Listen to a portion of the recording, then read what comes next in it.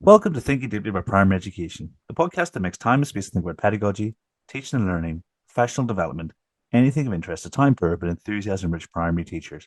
In a school that needs improvement, there's often a pressure to act really, really quickly. How did you navigate that tension between making visible changes and then also building the systems that would last beyond your first year? Standing my ground. Like I said, we had a vision, we had a strategy, we had a plan, and we knew that it was going to go awry. But we knew the importance of making quick wins, and having that balance of a visible change alongside a long-term thing. And for us, the biggest thing was behavior. Behavior was awful. When I went to look round the school to see whether or not I wanted to apply, I was walloped with a hula hoop by an errant child, and it was a real no holds barred, eye opening tour. And being able to make that change with behavior, which would underpin every other change, gave it validity. It showed some quick wins because when staff kept from the trust or people came and walked around, the behavior was so much more visibly improved. It was something that made a massive difference to staff. That was one of their biggest concerns was the behavior. They were unable to teach because of behavior. Other children were unable to learn because of behavior. So identifying that as something that had a long-term gain and quick wins was a massive help. But you're right, the pressure on, well, you've been there a term, what difference have you made, is immense. And I'm lucky, I think, because the trust in particular understand that this is a long-term journey and it's a 3-year journey. And one of the benefits of being in a trust is that central team and the skill set that they bring. And we're really lucky that we have Ofsted inspectors within our central team, and they understand both sides of the game. And they were really helpful in saying, okay, well, this is a quick win for Ofsted, and this is a quick win for the school, and this is how they can feed into your long-term plan. So having those people around that understand that timescale, I think is really, really important. But also being able to justify that to Ofsted. As I said previously, we were expecting them to come in October half term for another monitoring visit, and they didn't. They came in January and they did a full inspection. 50% of my staff had been there 3 weeks when they came. We came out of special measures and were given 2 areas of good. One of those being behaviour and attitudes, and our attendance is so low, but because we could show all of the systems that we were putting into place, that made a massive difference to them. I think the one annoying thing, which may be different with the new framework, was that so many things are over time. And if you've been there a term, how can you possibly show things over time, which immediately restricts what grading you're going to get? So that was frustrating.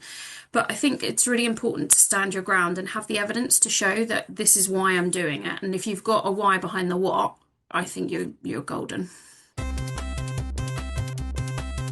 I think I mentioned it in the newsletter, I think towards the end of 2025, in that the Department for Science, Innovation and Technology announced that they're going to work with Gemini to create a sort of a custom model of Gemini that is sort of specifically trained on the national curriculum. Now, they weren't clear whether that's the current one or whether that's the sort of the new one that's going to be that's sort of currently sort of been written. I will assume that it's probably the new one. Why they would spend time training it on the old one when it's going to go out of date is sort of beyond me, but these things might be able to be possible to do both. And my sort of prediction is that probably by the end of this year, by the end of 2026, that will be available. That model of Gemini trained on these sort of on the national curriculum will be available in some sort of beta format for schools to have a try and see what it does effectively. Very little public detail on it apart from that this was actually happening. I think it makes some interesting competition for Oak National and AILA and the sort of AI tools that they provide. And it'll be sort of interesting to see whether they do go into sort of competition with each other, or there's a more sort of a collaborative approach between the two organisations, because obviously Oak have done a lot of work on their AI tools to make it sure that it's trained on sort of current national curriculum expectations as well as their own work. And so, yeah, it'll be interesting to see how that plays out.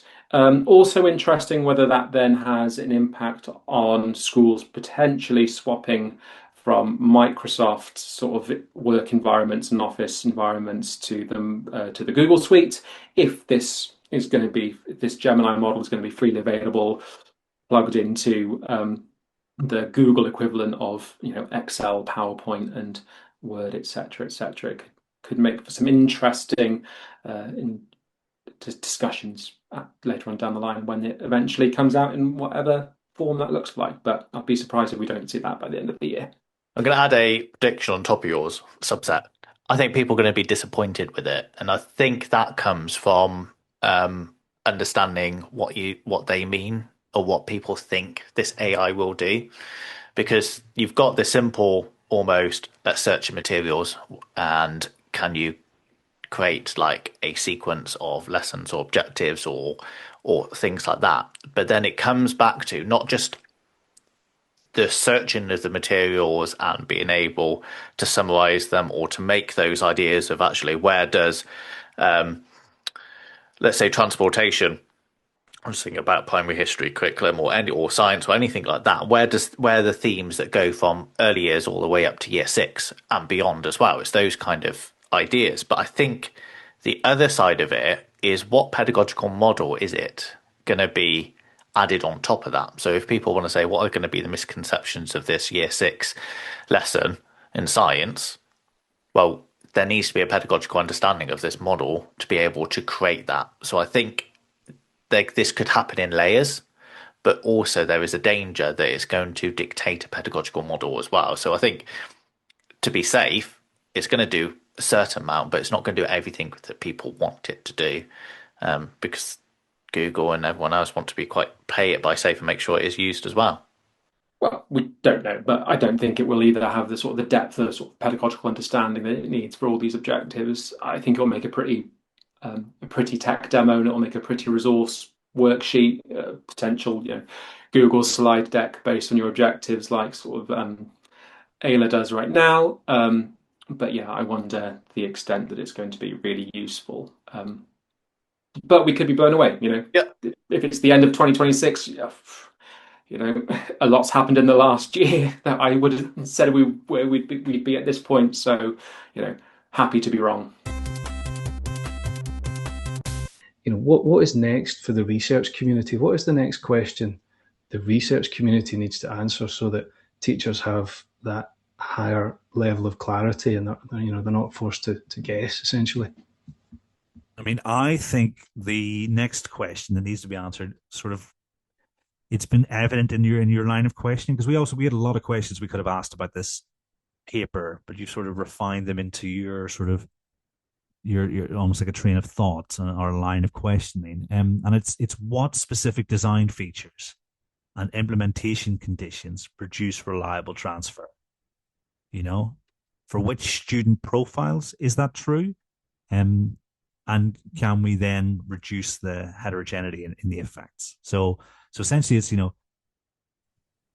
what design features and conditions produce reliable transfer, and for which student profile. So almost being really specific, being more specific than just saying, pupils with MLD, and being really specific. So it means more studies and it means more randomized control trials. But I think that's the big picture. And the next question answer is, okay, let's be really specific about what works when, particularly in terms of transfer.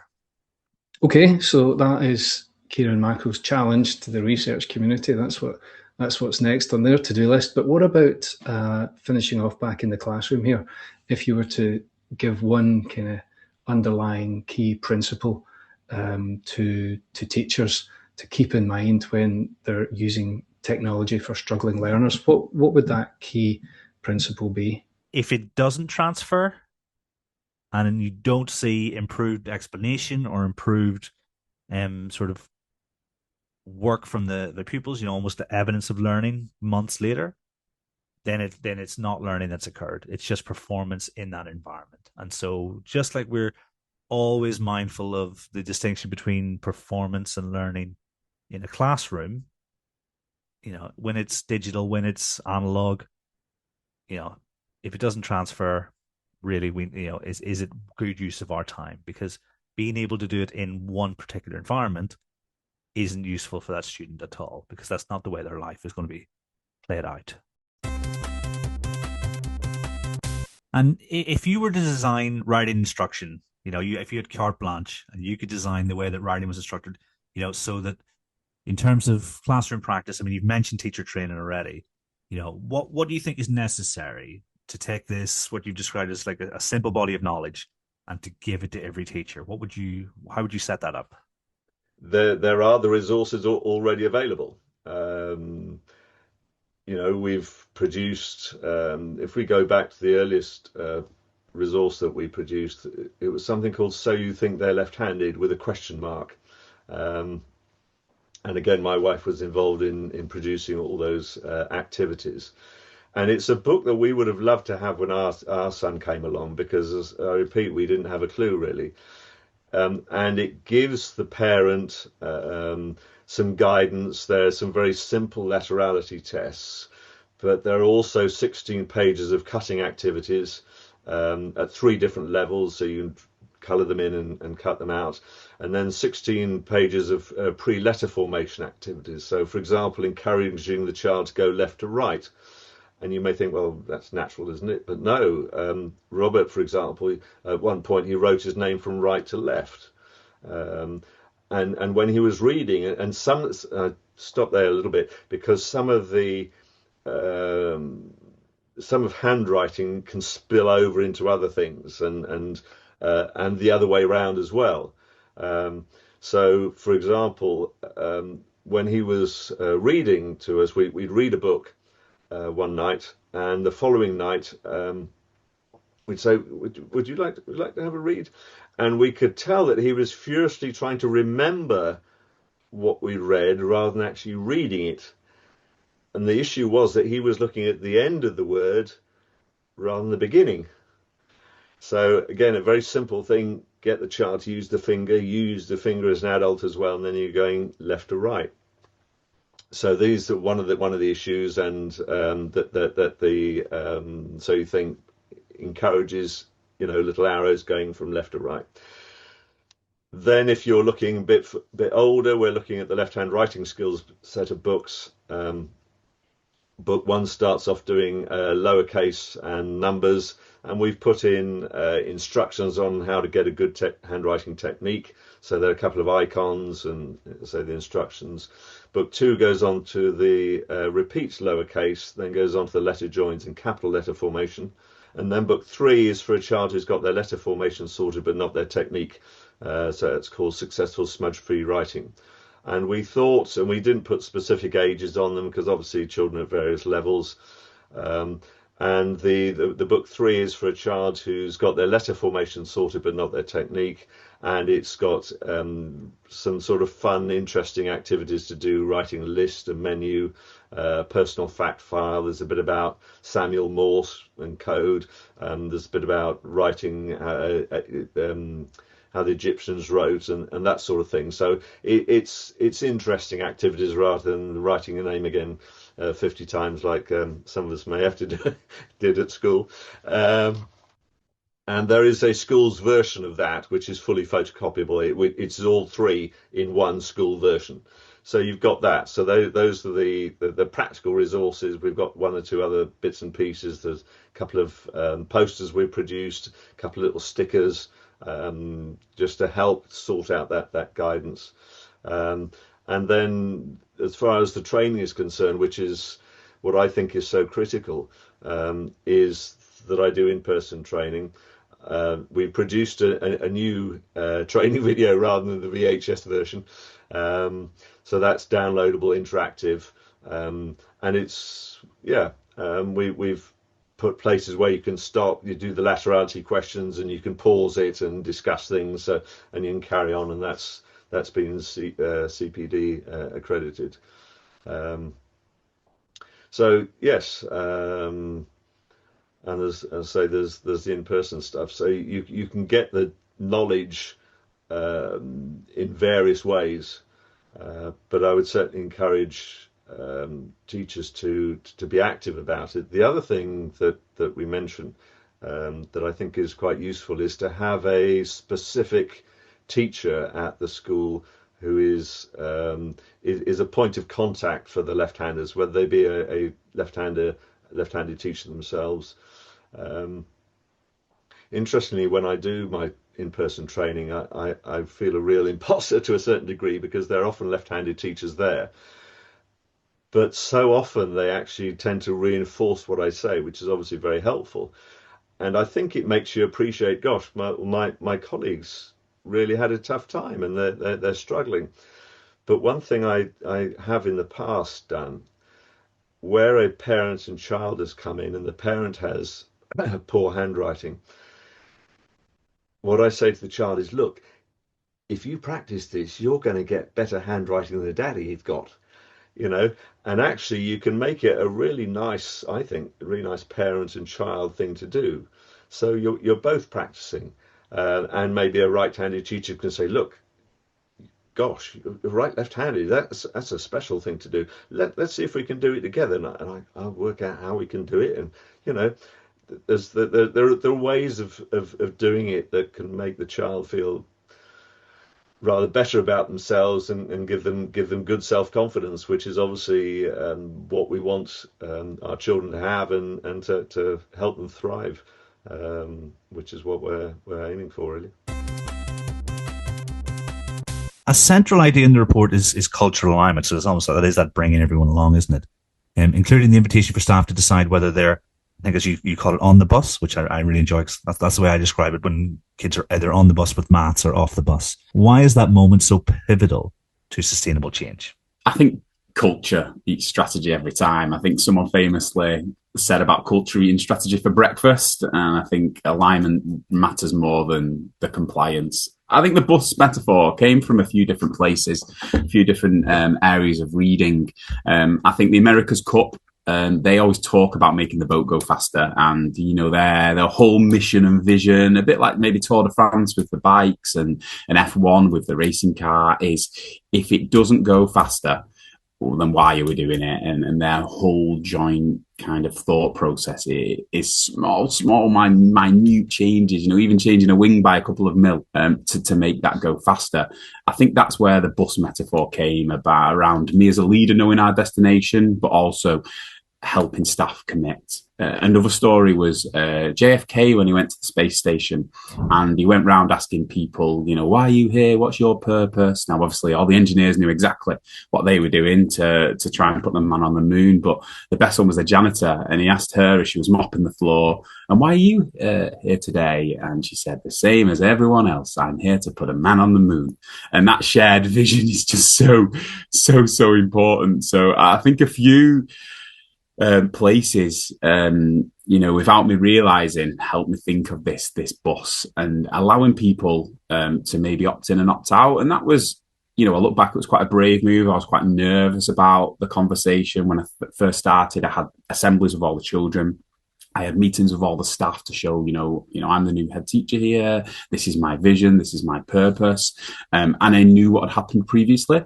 So I needed staff to know that this was the direction I was heading. This was kind of how we're going to do things. And they did have a get out of jail card in a way at first, to really opt in and opt out. And I remember even with my wife, and in the mirror, I practiced this, 100 times in the mirror, because I wanted it to come across really clearly, and not authoritarian, but I wanted it to be clear that this is where we were going. And they did have a bit of a choice. It was in around the May time, so it was near the end of the year that I started, mid-year, and some of them may have wanted a change of scenery or a change of job role for that. That did create honesty amongst our team straight away. A bit of trust and that vulnerability as well. And vulnerability as a leadership tool can be really purposeful, because you have to admit at times that you don't know all the answers, and sometimes you have to go away and find them, or find them together as a teaching team, as a staff team, or as a leadership team. And it also invited that kind of co-construction as well. But what that bus did is it really, really aligned our shared purpose, aligned our vision, and ensured that everyone knew that we were all working together and things needed to change, and some things needed to change quite quickly, but some things we were going to change, but at the right moment we were just going to find the root causes of them first, and to build that professional respect as well. One of the things that we did quite early on is put in a teaching and learning handbook to really make that culture really tangible, to remove maybe some ambiguity around it and create that shared expectation. And what it did in turn is it created a culture where, because everyone knew what the expectations were, we at Masefield now, we watch each other, we can drop into lessons. You know, I can walk around now, and if someone's teaching, I can just drop in and teach with them, because everyone knew, you know, how it looks, and everyone was confident to have that culture where we weren't going to watch them to catch them out, which maybe has happened before. We were going to watch them to support each other, to support them, or to support actually someone else that was there. I made it very clear that I wanted the staff to flourish, and if they could flourish and protect them from that inconsistency, then the children would flourish as well. And also for our children, they knew what they were getting, no matter what year group they go on, no matter what teacher teaches them, because of that consistency around school. If anyone, especially if they've been paying attention, they can trace how to set this up, what implementation might look like. But like in terms of storage, safeguarding, you know, clip length, are there any considerations for implementation that you've perhaps learned the hard way, or have learned, you know, or have had to take on board as you've refined your processes?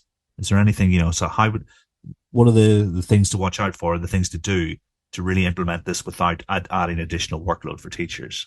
Well, based off my experience when I did self-coaching, it was only pretty much my own school computer using I think it was Google Drive, and then having to talk with head of school about it, and he said it was fine. So, but then at GNS, the school I'm currently at, well, we have Step Lab, and I can't speak more highly about it, just for the fact that it's so makes the workload so much easier with uploading videos. It's got it there, it has its own tools where you can sort of take annotations, like you said, with the other program that you're using, Kieran. It has that capability as well.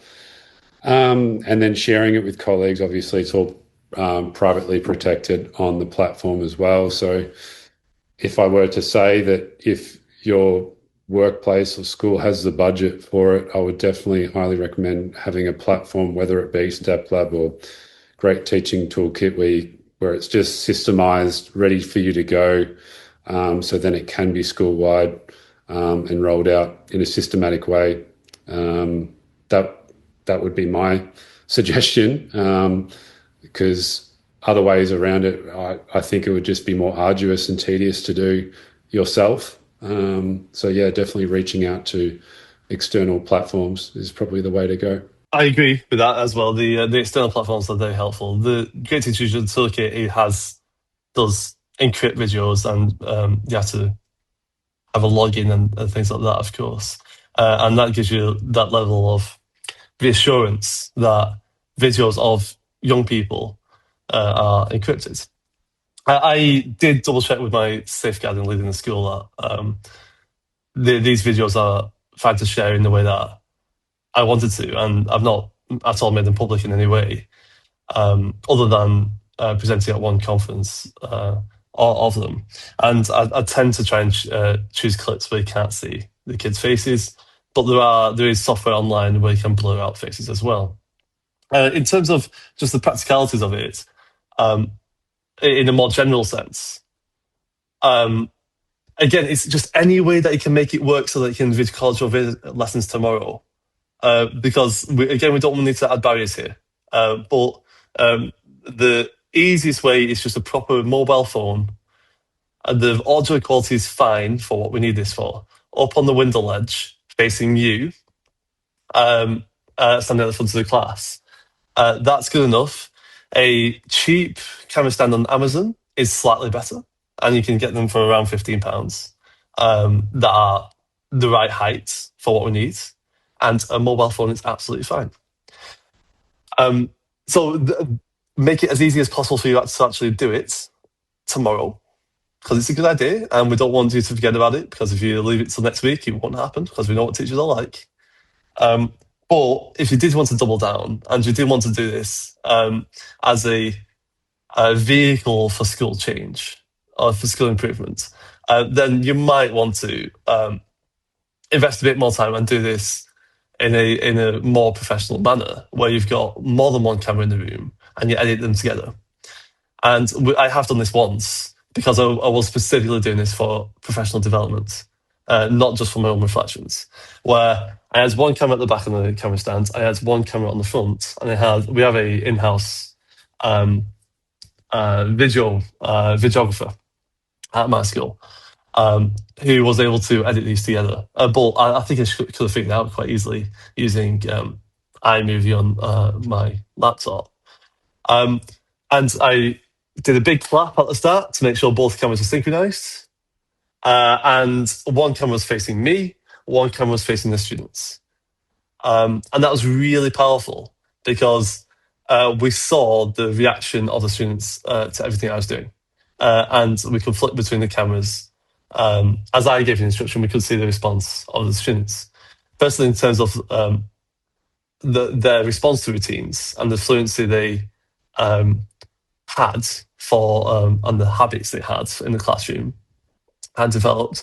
But also, as I said, as I alluded to earlier, the one of my fears was that some of my routines were too strict and too new to these students. And when I saw it and I saw the reaction of students in the room, all those fears went away, because I saw that every single one of them responded really warmly to what I was asking them to do. And that's really reassuring. And it reassures the people you're presenting to that this is completely possible in a warm, loving, caring, high expectations environment, which is, I think, what we all want in our classrooms. So, moral of the story, if it's just a reflection for you, make it as easy as possible. Make sure it's encrypted if you're sharing it in any way, and make sure it's you're only sharing it with people within your organisation online. Great Teaching Toolkit works for this. But if you do want to do this in terms of skill improvement and having a bigger impact more widely, then you might want to consider putting a bit more time in, having 2 cameras set up on 2 different stands, and seeing the teacher and the reaction of the students, because that reassures people that the ideas you're giving cultivate a lovely environment in the classroom as well.